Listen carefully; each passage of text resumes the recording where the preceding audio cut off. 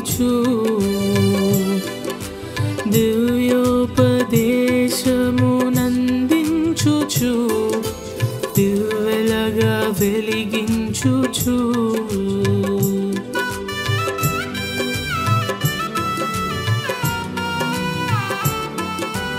దీనులను ఫలవంతులుగా చేయుచు దివ్వెలగా వెలిగించుచు దివ్యోపదేశమునందించుచు దివ్వెలగా వెలిగించుచు దయచేయమనకుండ దయచూపుచు దీవారాత్రులు పోషించుచు దయచేయమనకుండ దయచూపుచు దీవారాత్రులు పోషించుచు దినదినము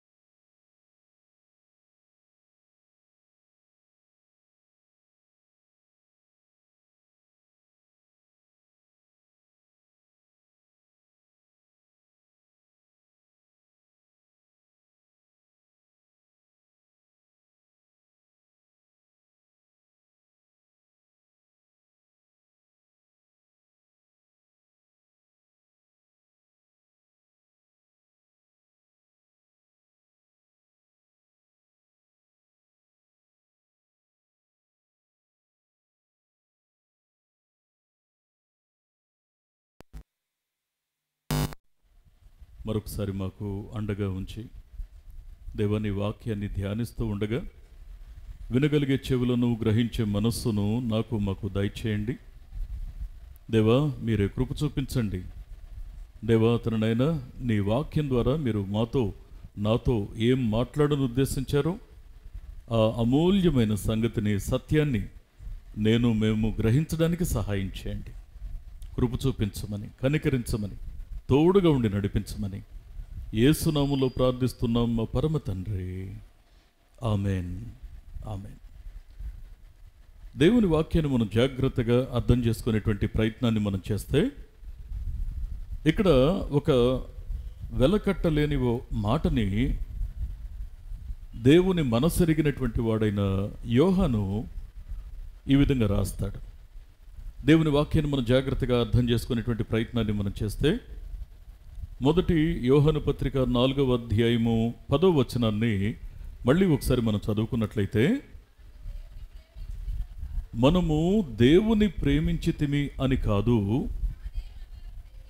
తానే మనలను ప్రేమించాడు. ఆత్మ చెప్పుచున్న మాట చెవిగలవాడు వినుగాక. మనం దేవుణ్ణి ప్రేమించామని కాదు, ఆయన మనల్ని ప్రేమించాడు. మన ప్రేమ ఎంత ఉంటుందండి? మనం ఎంత మాత్రపు వాళ్ళం? మనం అల్పులం, బలహీనులం. కానీ దేవుని యొక్క ప్రేమ ఎంత గొప్పదంటే, నేను మళ్ళీ ఈ మాట మీ గమనానికి నేను తీసుకొస్తా ఉన్నాను. దేవుని యొక్క జీవం కలిగినటువంటి మాట ఉంది, చూశారు? ఈ మాట మన హృదయాన్ని తాకింది సత్యమే అయితే మనకి విషయం బోధపడుతుంది. ఏంటి అంటే, నిజంగా ఆయన ప్రేమించాడు కాబట్టే నేను ఇంకా నిలబడగలుగుతున్నాను. హల్లెలూయా. ఆయన ప్రేమిస్తున్నాడు కాబట్టే ఇంకా నేను బ్రతికున్నాను. అందుకే మనం ప్రేమిస్తే మన ప్రేమలో బలహీనత ఉంటుంది, మన ప్రేమలో లోపం ఉంటుంది, మన ప్రేమలో స్వార్థం ఉంటుంది, మన ప్రేమలో బలహీనతలు ఉంటాయి. కానీ దేవుని యొక్క వాక్యం సెలవిస్తున్న సత్యం ఏంటి అనంటే, నేను మళ్ళీ ఈ మాట మీ గమనానికి తీసుకొస్తున్నాను. దేవుని ప్రేమ మనల్ని ఇప్పటికీ సజీవులుగా నిలిపి ఉంచుతూ ఉంది. హల్లెలూయా. అందుకే ఇక్కడ వాడిన మాటను మళ్ళీ మనం చూస్తే, మళ్ళీ చదువుదాం ఒకసారి మూలవాక్యాన్ని. మనము దేవునిని ప్రేమించితిమని కాదు, తానే మనలను ప్రేమించి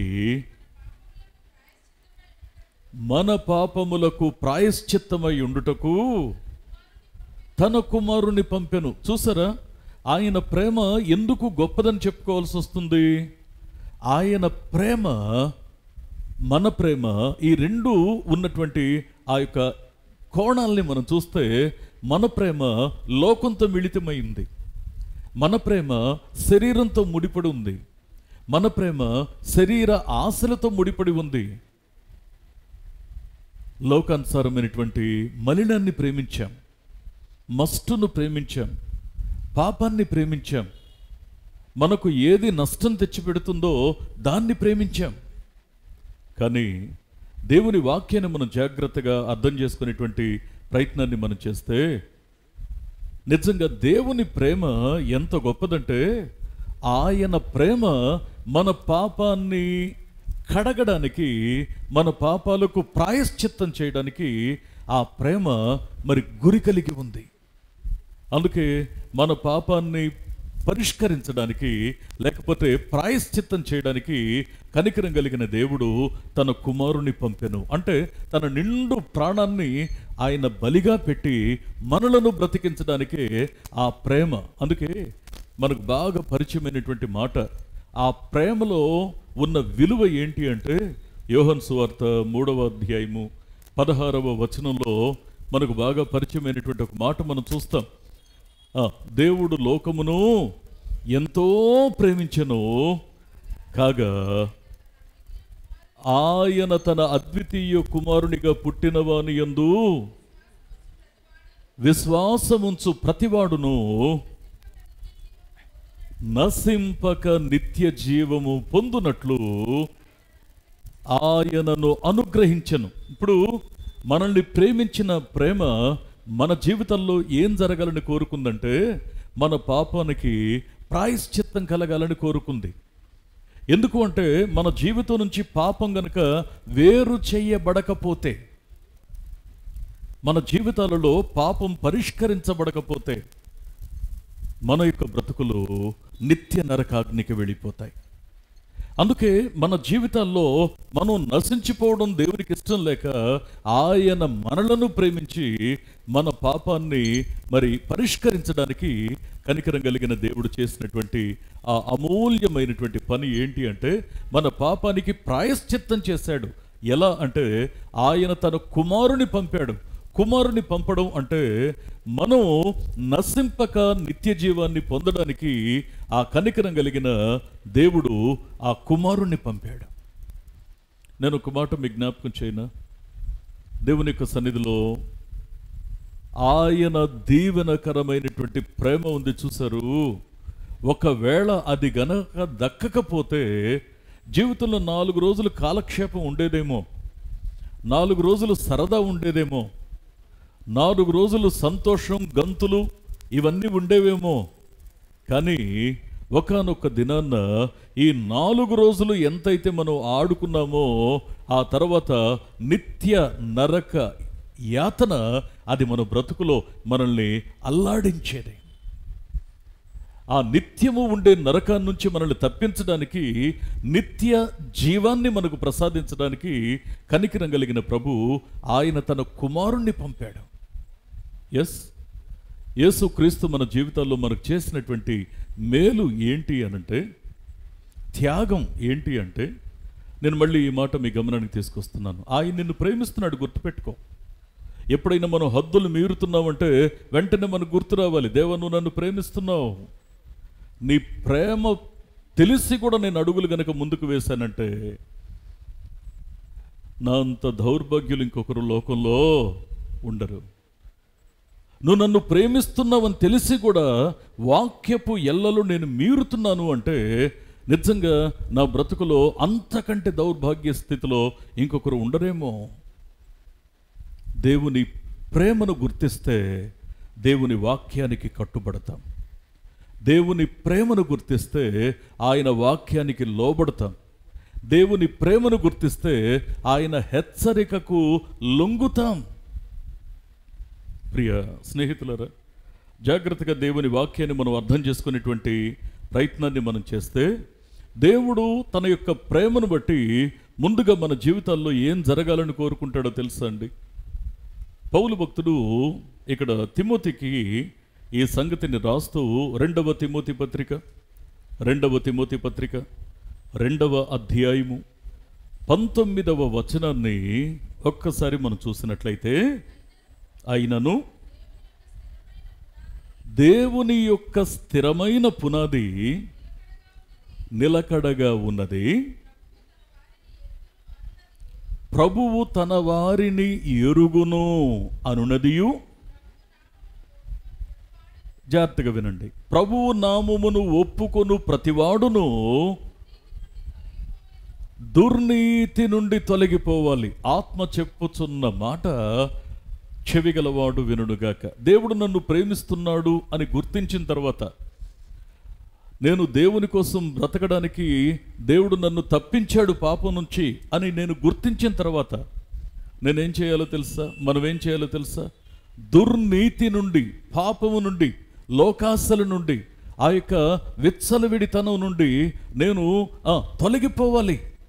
ఒకప్పుడు దేన్ని కోరుకొని నేను పరుగులు తీశానో, దేన్ని వెంబడిస్తూ దేవుణ్ణి వదిలిపెట్టి నేను దూరం అయ్యానో, ఇప్పుడు ఇవన్నీ కూడా నా జీవితంలో ఏం కావాలి అంటే ఆ దుర్నీతి, ఆ దుర్మార్గము, ఆ చెడు మార్గము నా జీవితంలో నాకు దూరం కావాలి. నేను దాన్ని విడిచిపెట్టాలి. అందుకే దేవుని యొక్క మనసును అర్థం చేసుకుంటే ఆయన మన జీవితంలో ఏం చేయాలనుకుంటున్నాడు, ఆయన మన బ్రతుకులో ఏం జరగాలని కోరుకుంటున్నాడు. అందుకే దేవుని వాక్యాన్ని మనం జాగ్రత్తగా అర్థం చేసుకుంటే, నా హృదయాలలో నేను దేవుని చేత ప్రేమించబడుచున్నాను కాబట్టి దేవునికి అయిష్టమైంది నా గుండెల్లో ఉండకుండా నేను జాగ్రత్త పడాలి. ఎప్పుడైనా ఆలోచన చేశామా? ఇది ఎప్పుడైనా ఆలోచన చేశామా? దేవునికి నచ్చంది నా బ్రతుకులో ఉండకూడదు. దేవునికి నచ్చంది నా జీవితం మీద ఏలుబడి చెయ్యకూడదు. ఎప్పుడైనా ఆలోచన చేసామా? కొన్నిసార్లు మనం అనుకుంటాం చిన్న చిన్న విషయాలేగా, ఇది కూడా పెద్ద ఆలోచించాల్సినంత అవసరం ఉందా అని అనుకుంటాం. చిన్న చిన్న విషయాలేనండి కొన్నిసార్లు మన యొక్క ఆత్మీయ జీవితాన్ని ఎందుకు పనికి రాకుండా చేసేది. దేవుని యొక్క వాక్యాన్ని మనం జాగ్రత్తగా అర్థం చేసుకునేటువంటి ప్రయత్నాన్ని మనం చేస్తే, ఒకసారి నేను తమిళనాడులో ఉన్నప్పుడు అక్కడ కుట్రాలం అనేటువంటి ఒక ప్రాంతం ఉంది. అంటే అది దాన్ని ఏమంటారు, వాటర్ ఫాల్స్ని ఏమని పిలవాలి,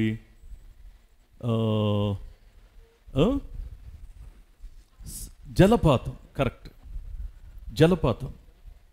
ఆ జలపాతం అక్కడ చాలా అందరూ కూడా అక్కడికి బాగా వస్తారు, సరదాగా అక్కడ ఉంటారు. సరే, ఒకసారి ఈ జలపాతం దగ్గర అందరూ కేరింతలు కొడుతూ ఆడుకుంటూ ఉన్నారు. ఈలోపు జనాలు పైకి రావడం, దాని మీద జారుకుంటూ కిందకి వెళ్ళడం, ఆ నీళ్లలో తడవడం, ఆ నీళ్ళలో తడిచిన తర్వాత మళ్ళీ కాసేపు దాంట్లో ఆడుకోవడం, అంతా చేస్తూ ఉన్నారు. ఈలోపు మరి అయ్యా కొంచెం జాగ్రత్తగా ఉండండి అని పక్కన ఎవరో ఒక పెద్ద ఆయన చెప్పాడు. అంటే ఈ ముసలోళ్ళు ఎప్పుడు ఇంతే, ఎప్పుడు జాగ్రత్త అంటారు, సంతోషంగా ఉండనివ్వరు, సరదాగా ఉండనివ్వరు అని వాళ్ళని చూసి కాసేపు కామెంట్స్ చేసుకున్నారు కుర్రోళ్ళు. వాళ్ళు ఆడుకునేటువంటి క్రమంలో ఈ హడావిడిలో కాస్త అడుగు జస్ట్ కొంచెం స్కిడ్ అయింది అంతే. అడుగు స్కిడ్ అయిన తర్వాత ఇక పటు ఇటు పట్టుకోవడానికి ఏముండవుగా, అమాంతం అట్లా వెలికలు పడ్డోడు అలాగే ఉండిపోయాడు. అవుట్.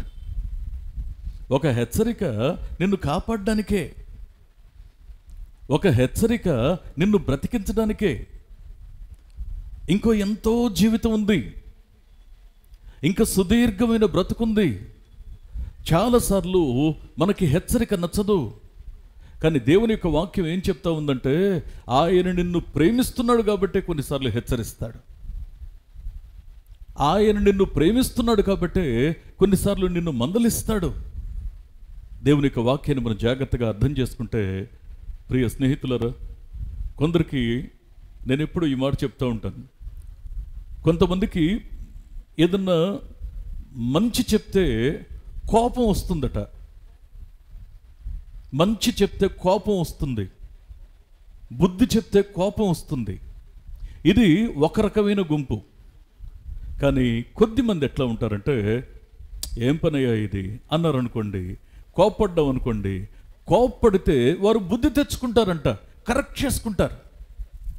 అంటే దేవుని యొక్క వాక్యం ఏం సెలవిస్తూ ఉందంటే, నా క్షేమాన్ని కోరి కొన్నిసార్లు మందలిస్తున్నప్పుడు, కొన్నిసార్లు గద్దిస్తున్నప్పుడు, కొన్నిసార్లు హెచ్చరిస్తున్నప్పుడు ఇది నా మేలు కొరకే అని దాన్ని నువ్వు స్వీకరించగలుగుతున్నావా?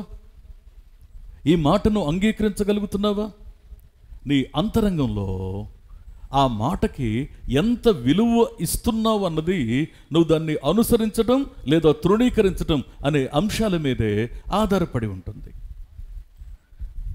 దేవుని యొక్క వాక్యం సెలవిస్తూ ఉన్నటువంటి సత్యం ఏంటి అనంటే, నేను మళ్ళీ ఈ మాట మీ గమనానికి తీసుకొస్తున్నాను.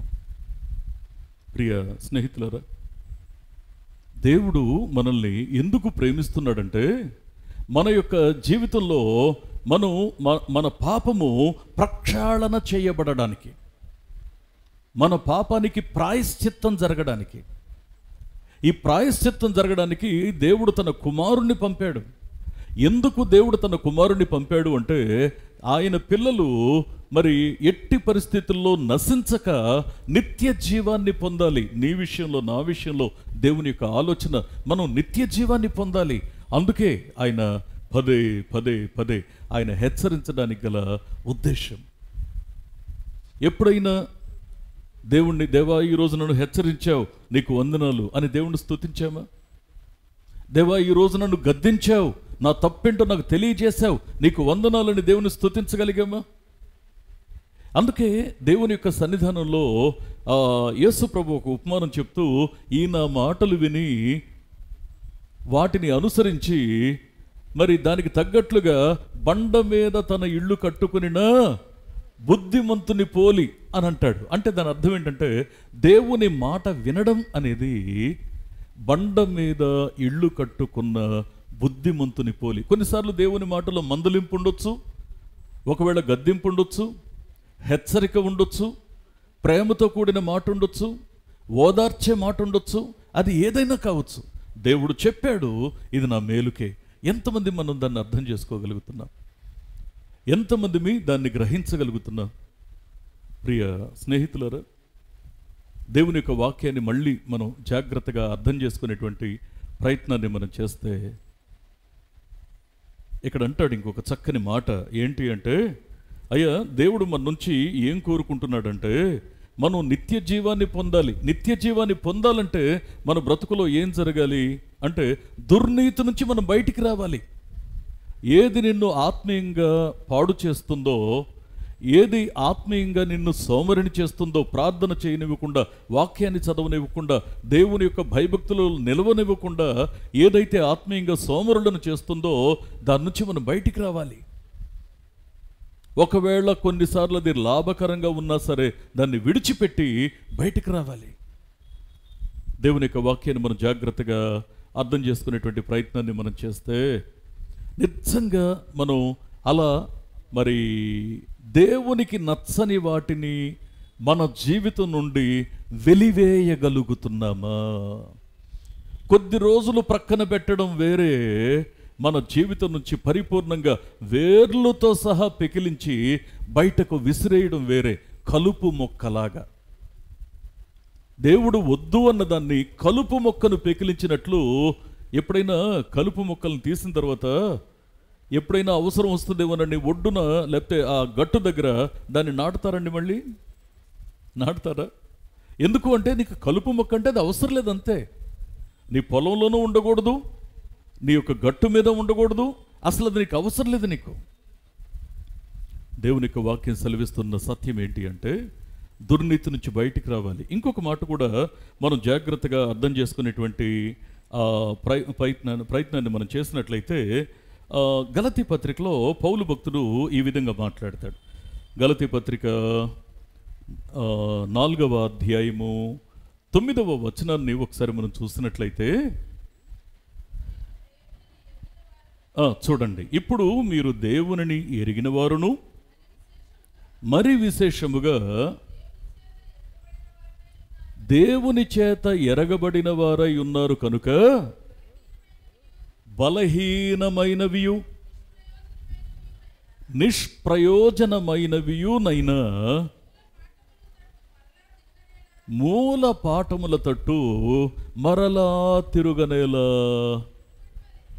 దేవుని యొక్క వాక్యాన్ని మనం జాగ్రత్తగా అర్థం చేసుకునేటువంటి ప్రయత్నాన్ని మనం చేస్తే, దేన్నైతే వదిలిపెట్టామో, దేన్నైతే మరి మనం విడిచిపెట్టామో, మళ్ళీ నువ్వు దాని వైపు ఎందుకు తిరుగుతున్నావు? అది నీకు హానికరమని దేవుడు చెప్పాడుగా, అది నిన్ను నష్టపరుస్తుందని దేవుడు చెప్పాడుగా, అది నీకు మేలు చేయదని దేవుడు చెప్పాడుగా. ఇలాంటి పరిస్థితుల్లో నువ్వు మళ్ళీ ఆ మూల పాఠాల వైపు ఎందుకు తిరుగుతున్నావు? దేనికోసం తిరుగుతున్నావు? దేవుని యొక్క వాక్యం సెలవిస్తూ ఉన్నటువంటి సత్యం ఏంటి అనంటే, చాలాసార్లు మనం విడిచి వచ్చిన వాటి మీద తెలియకుండానే కొంత మమకారం పెంచుకుంటున్నామండి. విడిచి వచ్చిన వాటి మీద మమకారం పెంచుకోవడం అనేది ఎంత ప్రమాదకరం అనంటే, అందుకే ఒక్కసారి విడిచి బయటకు వచ్చిన తర్వాత మళ్ళీ నువ్వు దానిలో చిక్కుకోవద్దని అదే గలతీ పత్రిక 5వ అధ్యాయము 1వ వచనంలో పౌలు భక్తుడు చెప్పడాన్ని మనం చూస్తాం. కాబట్టి ఇక్కడ ఏం అవసరం అవుతుందంటే, మీరు స్థిరంగా నిలబడాలి. మీరు స్థిరంగా నిలబడకపోతే ఏం జరుగుతుందంటే, మళ్ళీ దాస్యం అనే కాడి క్రింద చిక్కుకోవడం జరుగుతుంది. ఆత్మ చెప్పుచున్న మాట చెవిగలవాడు వినుగాక. దేవుడు విడిపించాడు, స్వాతంత్రతనిచ్చాడు. ఇప్పుడు నువ్వు స్వేచ్ఛగా ఉన్నావు, క్రీస్తు కొరకు నమ్మకంగా బ్రతకడానికి నిశ్చయించుకున్నావు. ఈ పరిస్థితుల్లో మళ్ళీ ఎందుకు నువ్వు కాలు జారేటువంటి స్థలంలో తచ్చెట్లాడుతూ ఉంటావు? ఎందుకు నీ యొక్క జీవితంలో ఆ అస్థిరత అనే దాన్ని మళ్ళీ అనుమతిస్తావు? ఎప్పుడైతే అస్థిరత ఉంటుందో అక్కడ కాలు జారే ప్రమాదం ఉంటుంది. ఎప్పుడైతే కాలు జారుతుందో అప్పుడు అత్యంత ప్రమాదకరమైన పరిస్థితుల్లో పడిపోతాం. దేవుని యొక్క వాక్యం సెలవిస్తున్న సత్యం ఏంటో తెలుసా అండి? నేను మళ్ళీ ఈ మాట మీ గమనాన్ని తీసుకొస్తున్నాను. విడిచిపెట్టావుగా, వద్దనుకున్నావుగా, దేవుని దగ్గర ప్రమాణం చేసావుగా, నేను మళ్ళీ వాడి జోలికి వెళ్ళను ప్రభువా అన్నావుగా, మళ్ళీ మూలపాటల వైపు ఎందుకు వెళ్తున్నావు? మళ్ళీ విడిచి వచ్చిన వాటి వైపు ఎందుకు చూస్తున్నావు? అందుకే దేవుని యొక్క వాక్యాన్ని మనం జాగ్రత్తగా అర్థం చేసుకునేటువంటి ప్రయత్నాన్ని మనం చేస్తే ఇక్కడ దేవుని యొక్క వాక్యం సెలవిస్తున్న సత్యం ఏంటి అంటే, ఆయన నిన్ను ప్రేమిస్తున్నాడు. ఈ విషయం మర్చిపోవద్దు. ఆయన నిన్ను ప్రేమిస్తున్నాడు. అందుకే నీ జీవితం మరలా కడగబడాలి అని ఆయన ఇష్టపడుతున్నాడు. కడగబడడం కోసం ఆయన తన కుమారుణ్ణి పంపించాడు. ఆయన తన కుమారుణ్ణి పంపించింది దేనికి అంటే, నువ్వు నేను ఆ దుర్నీతి నుంచి బయటికి రావాలి. దేవునికి ఇష్టము లేనటువంటి పరిస్థితి నుంచి నువ్వు నేను బయటికి రావాలి. నేను ఒక మాట మీకు జ్ఞాపకం చేయనండి.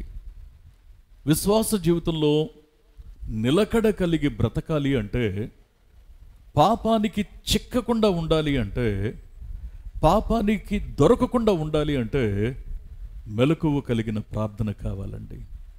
మార్కు సువార్త 14వ అధ్యాయము 38వ వచనాన్ని ఒకసారి మనం చదువుకున్నట్లయితే,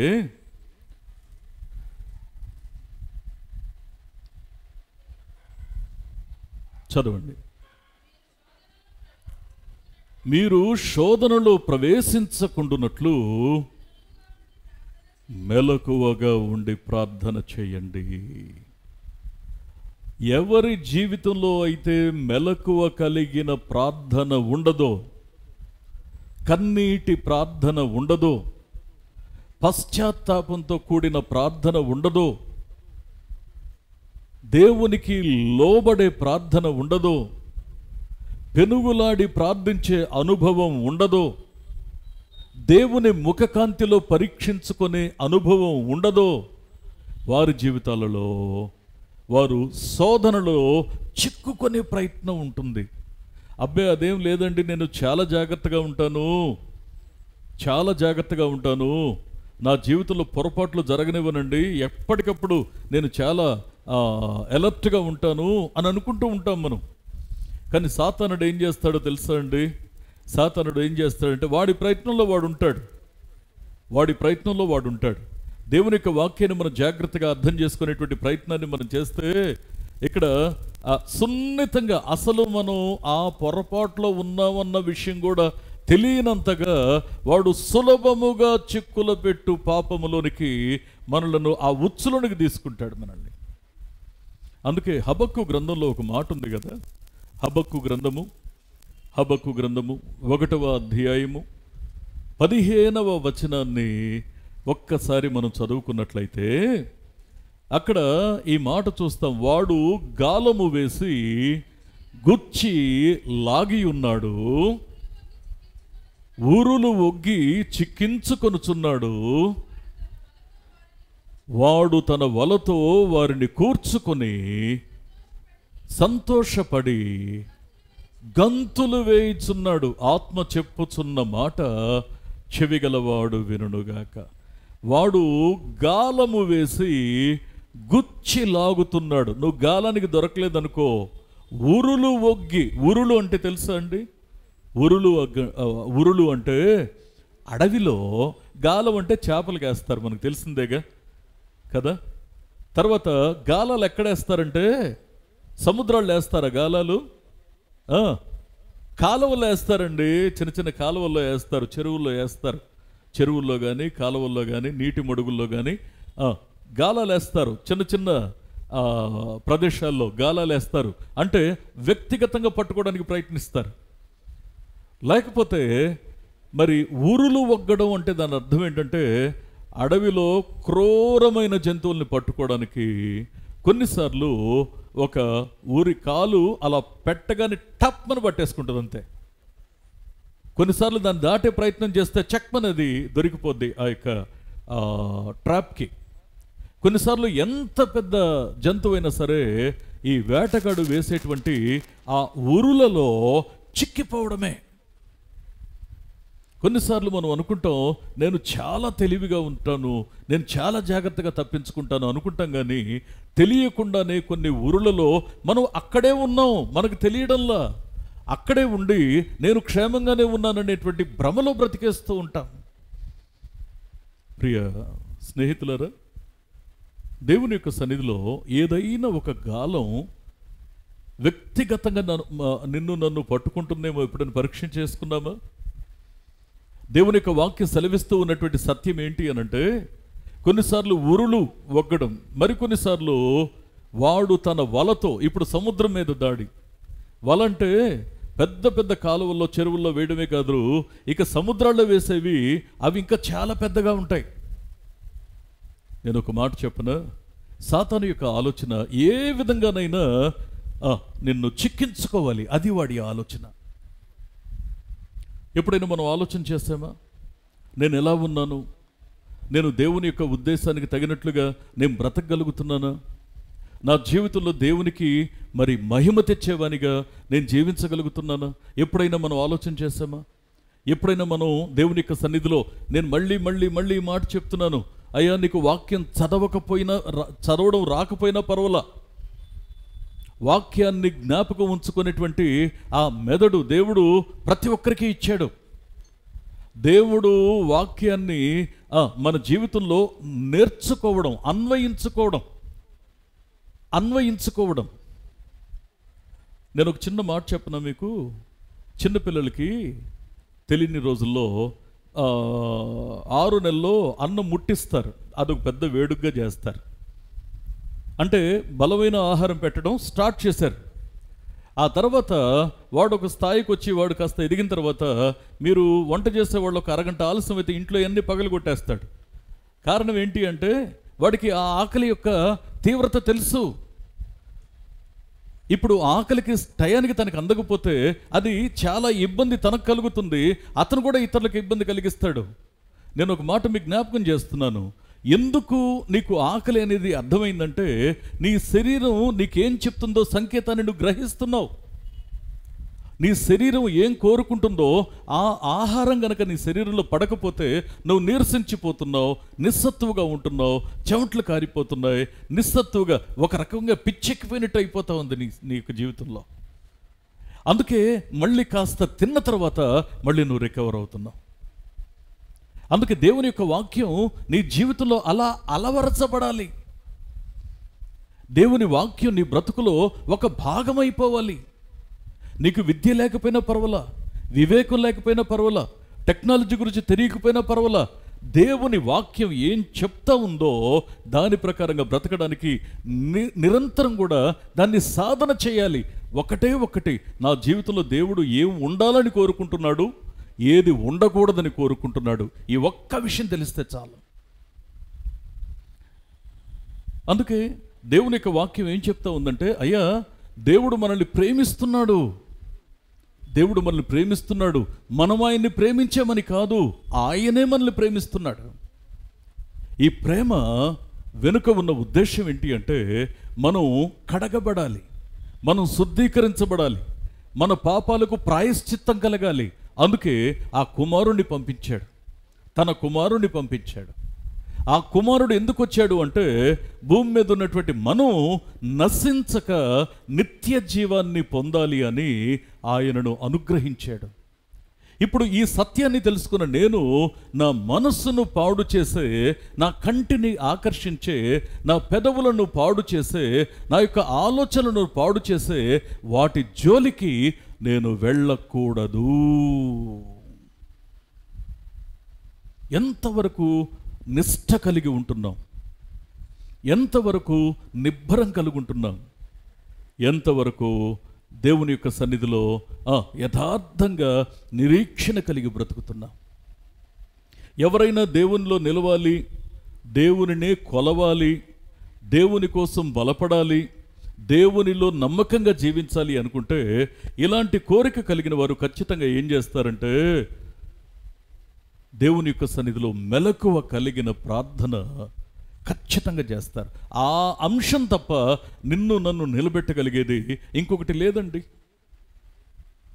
దేవుని యొక్క వాక్యం సెలవిస్తున్న సత్యం ఏంటి అంటే, ఎంతవరకు మనం నమ్మకంగా ఉండగలుగుతున్నాం? దావీదు భక్తుడు దేవుని సన్నిధిలో ఒక మాట అంటాడు. ఏమంటాడో తెలుసండి? దేవుని దగ్గరికి వచ్చి, అయ్యా, నా జీవితంలో నేను నిర్ణయం తీసుకున్నాను. ఏంటి ఆ నిర్ణయం అని అంటే, ఇక్కడ కీర్తనల గ్రంథం 52వ కీర్తన 8వ వచనాన్ని ఒక్కసారి మనం చదువుకున్నట్లయితే, నేనైతే దేవుని మందిరంలో పచ్చని ఒలీవ చెట్టు వలె ఉన్నాను. ఆత్మ చెప్పుచున్న మాట చెవిగలవాడు వినుగాక. దేవుని యొక్క సన్నిధిలో నేను పచ్చని ఒలీవ చెట్టు వలె ఉన్నాను. ఇప్పుడు పచ్చని ఒలీవ చెట్టు, ఒక చెట్టుకి పచ్చదనం అనేది ఎప్పుడు ఉంటుందండి? దానిలో సారం అనేది ఎప్పుడు ప్రవహిస్తూ ఉన్నప్పుడు. ఒక చెట్టుకైనా మొక్కకైనా సారం అనేది ఎప్పుడు ప్రవహిస్తూ ఉంటుంది? ఆ చెట్టైనా మొక్కైనా దాని వేరు భూమి లోపలికి నాటబడి స్థిరంగా ఉన్నప్పుడు. ఎప్పుడైతే ఒక వ్యక్తి యొక్క విశ్వాస జీవితం క్రీస్తులో స్థిరంగా ఉంటుందో, వేరు పారి ఉంటుందో, అప్పుడు నిలబడగలుగుతాం. క్రీస్తులో నువ్వు ఏం నేర్చుకుంటున్నావో, ఈ నేర్చుకుంటున్నటువంటి ఈ యొక్క అంశం ఏదైతే ఉందో అది నీ గుండెల్లో, దేవుని వాక్యమట, అది వేరు పారి విస్తరించాలి. అప్పుడు మనం క్రీస్తులో నిలకడగా ఉంటాం. పౌలు భక్తుడు అంటాడు, కొలస్సీ పత్రిక 2వ అధ్యాయము 6-7 వచనాలు ఒక్కసారి మనం చూసినట్లయితే, కావున చూడండి, మీరు ప్రభు అయిన క్రీస్తు యేసును అంగీకరించిన విధముగా ఆయన యందు వేరుపారిన వారై ఇంటి వలె కట్టబడుచు. ఆత్మ చెప్పుచున్న మాట చెవిగలవాడు వినుగాక. వేరు కట్టబడడం, 2 అనుభవాలు చెప్పాడు. వేరు పారడం అంటే అర్థం ఏంటంటే, ఇంకా ఇంకా ఇంకా ఇంకా లోతుకు నీ వేరు విస్తరిస్తూ ఉంటే నువ్వు ఇంకా ఇంకా ఇంకా ఇంకా ఏపుగా ఎదుగుతూ ఉంటావు. నువ్వు దృఢంగా ఫలభరితంగా ఉండాలి అంటే నీ వేరు విస్తరిస్తూ ఉండాలి, నువ్వు ఏపుగా ఎదుగుతూ ఉండాలి. అప్పుడు నువ్వు ఇంకా ఇంకా ఫలిస్తూ ఉంటావు.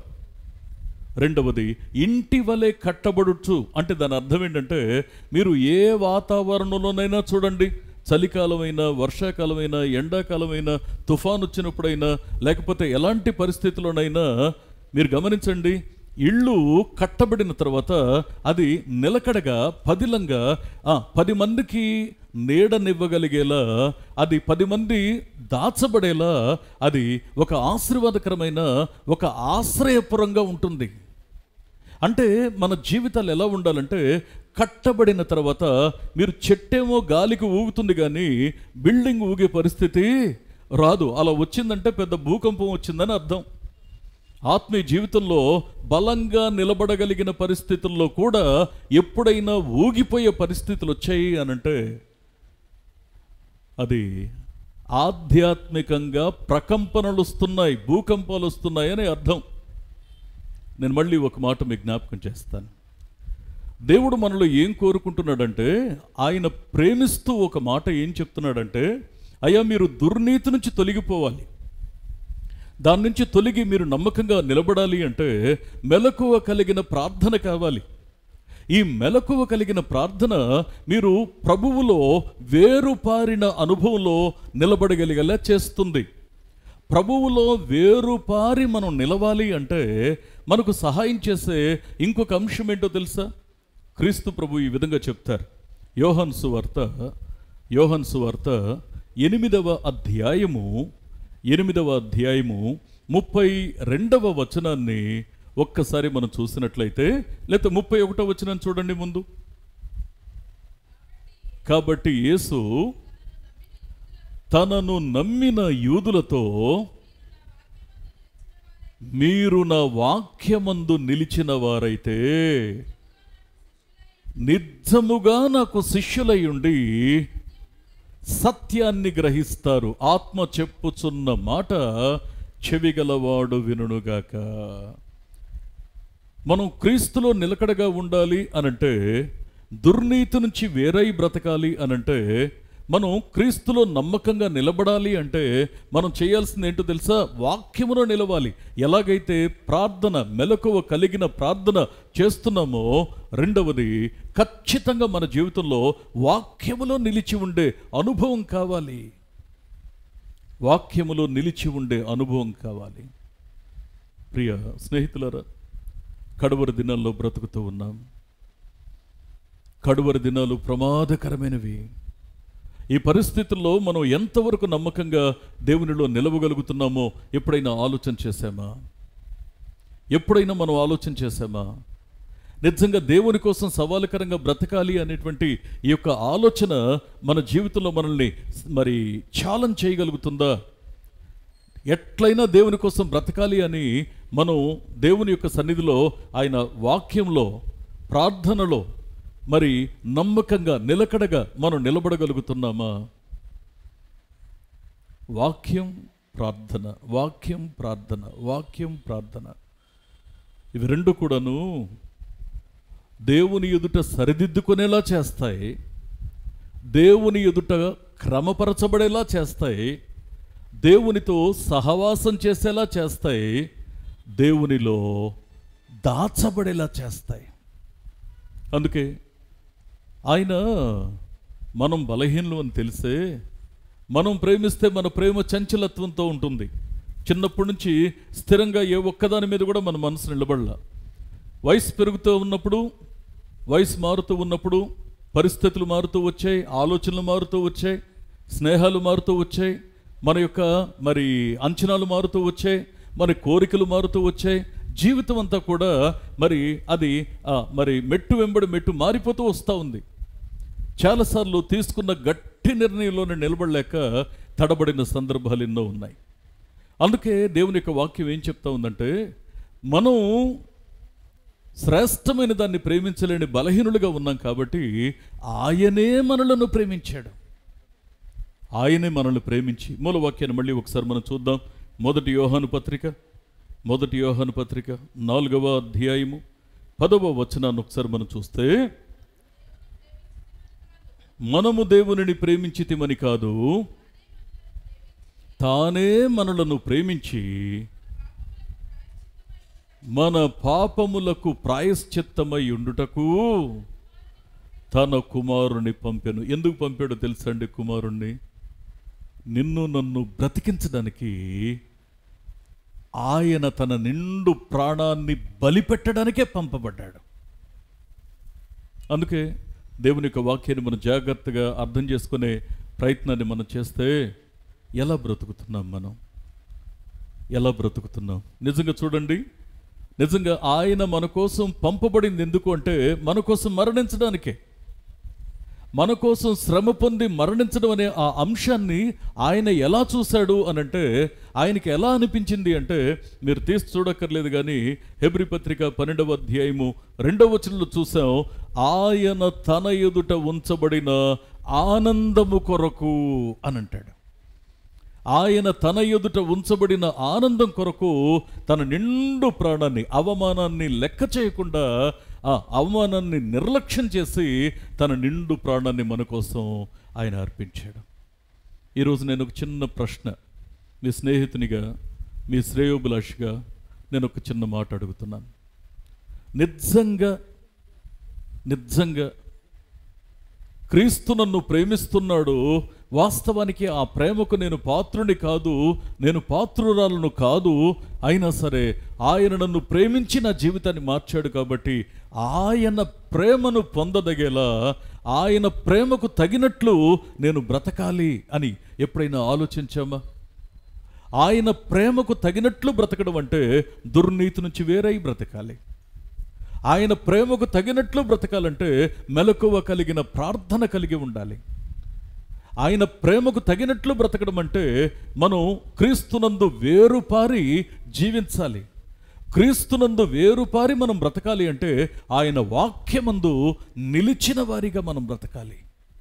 ఒకసారి మనం ఆలోచన చేద్దాం. ఎలా ఉన్నాం, ఎట్లా బ్రతుకుతున్నాం? నిజంగా మనల్ని బట్టి, మన జీవితాన్ని బట్టి నేను ఒక చిన్న మాట చెప్తున్నాను. మన మనసులను తెరిచి చూస్తే, మన హృదయాన్ని తెరిచి చూస్తే మన మనసులో అన్నీ కూడా దేవునికి నచ్చేలా ఉన్నాయా? ఒక్కసారి ఆలోచన చేయండి. ఒక్కసారి ఆలోచన చేద్దాం. అందరం కూడా ప్రార్థన చేద్దాం. అందరం కూడా ప్రార్థన చేద్దాం. ఒక్కసారి మనలో మనం, దేవా నీ ఎదుట నా హృదయాన్ని నేను తెరుస్తున్నాను అయ్యా, నీ ఎదుట నన్ను నేను పరీక్ష చేసుకుంటున్నాను అయ్యా, నీ ఎదుట మళ్ళీ ఒకసారి నా తండ్రి నీ వాక్యపు వెలుగులో నన్ను పరిశీలన చేసుకుంటున్నాను. నాలో ఉన్న లోపాన్ని నేను గ్రహిస్తున్నానయ్యా, నాలో ఉన్న పొరపాటును నేను గ్రహిస్తున్నానయ్యా, నాలో ఉన్న తప్పిదాన్ని నేను గ్రహిస్తున్నానయ్యా. నువ్వు నన్నెంతో ప్రేమిస్తున్నావు మా ప్రభువా, కానీ నీ ప్రేమను నేను పరిపూర్ణంగా గ్రహించలేకపోతున్నాను. నీ ప్రేమకు తగినట్లుగా నేను ప్రవర్తించలేకపోతున్నాను. అయ్యా నన్ను దిద్దుకుంటానయ్యా, అయ్యా నన్ను సరిచేసుకుంటాను ప్రభువా. ఒక్కసారి దేవుని దగ్గర చెప్దామా? అయ్యా తను నన్ను కడగడానికి నువ్వు ఇష్టపడుతున్నావు. నా కొరకు ప్రాయశ్చిత్తం చేయడానికి ఈ లోకానికి వచ్చావు. అపరాధముల చేత, పాపముల చేత చచ్చి ఉన్న నన్ను బ్రతికించడానికి నీ నిండు ప్రాణాన్ని బలిపెట్టావు. కేవలం నేను దుర్నీతి నుంచి తప్పించబడాలని, నేను దుర్నీతి నుంచి తప్పించబడడం కోసం అయ్యా నీ నిండు ప్రాణాన్ని బలిపెట్టడం మాత్రమే కాకుండా పదే పదే పదే పదే నీ వాక్యం ద్వారా మీరు మాతో మాట్లాడుతున్నారు. ఒకసారి పరీక్షించుకుందాం. దయగలిగిన తండ్రి, మహోన్నతుడా, మరొకసారి మీ పాదాల దగ్గరికి వస్తూ ఉన్నాం మా ప్రభు. అయ్యా ఒకసారి మమ్మల్ని మేము పరీక్షించుకోవడానికి మాకు సహాయం చేయండి. మీ కనికరం కలిగిన చేతులకు మమ్మల్ని అప్పగించుకుంటూ ఉన్నాం మా ప్రభువా. మేము నిన్ను ప్రేమించామని కాదు నాయనా, నీవే మమ్మను ప్రేమించావు ప్రభువా. అయ్యా మా ప్రేమ అస్థిరమైంది, మా ప్రేమ అపనమ్మకమైంది, మా ప్రేమ స్వార్థపూరితమైంది, మా ప్రేమ భూసంబంధమైంది. కానీ మీ ప్రేమ అది నిత్యమైంది, నిరంతరమైంది, చచ్చి ఉన్న మమ్మల్ని బ్రతికించే ప్రేమ నా తండ్రి. అయ్యా ఆ నిజమైన ప్రేమ చేత నన్ను ప్రేమించావు, నీకు స్తోత్రాలు. మీ కనికరం కలిగిన చేతులకు మమ్మల్ని అప్పగించుకుంటున్నాం మా ప్రభువా. దేవాతనుడైనా నీ ప్రేమను ఇదిగో మేము గుర్తించిన వారమైతే మేము దుర్నీతి నుంచి నైనా బయటికి రావాలని మీరు సెలవిచ్చారు.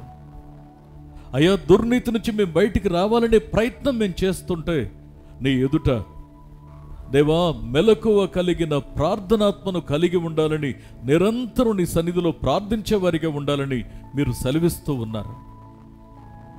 మేము నిజంగా ప్రార్థనాత్మను, నిరంతర ప్రార్థన జీవితాన్ని, మెలకువ కలిగిన ప్రార్థన జీవితాన్ని కోరేవారిగా, చేసేవారిగా ఒకవేళ మేము ఉంటే క్రీస్తునందు వేరుపారిన అనుభవం మా బ్రతుకులో ఉండాలని మీరు సెలవిస్తున్నారు.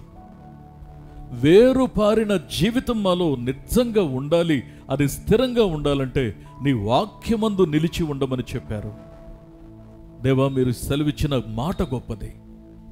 నీ వాక్యం మమ్మల్ని హెచ్చరిస్తుంది. నీ వాక్యం మరొక అవకాశాన్ని మా ముందు ఉంచుతుంది. నీ వాక్యం మూయబడిన తలుపులను తెరుస్తుంది. మరొకసారి నీ కౌగిట్లోకి చొరబడి రావడానికి మమ్మల్ని ప్రేమించి పిలుస్తుంది. అయ్యా నీ పాదాల దగ్గరకు వస్తూ ఉన్నాం మా ప్రభువా. మమ్మల్ని మేము పరీక్షించుకోవడం మాకు సహాయం చేయండి, మాకు నేర్పించండి. నీ ముఖకాంతిలో మా రహస్య జీవితాలను మేము చూసుకోవడం మాకు నేర్పించమని నీ పాదాలు పట్టుకుంటున్నాం మా ప్రభు. కనికరం కలిగిన వాడా, మీ శ్రేష్టమైన ప్రేమకు మమ్మల్ని పాత్రలుగా మలచండి. సహాయం చేయమని, దీవించమని, ఆశీర్వదించమని, దేవాతను నేను విన్న మాటలు గుండెలో దాచుకొని నిరంతరం ప్రార్థించే మనసులను మాకు అనుగ్రహించి మీ కృపలో మమ్మను వర్ధిల్ల చేయమని, దీవించమని, ఆశీర్వదించమని యేసు నామములో ప్రార్థించి వేడుకొనుచున్నాం మా పరమ తండ్రి. ఆమేన్.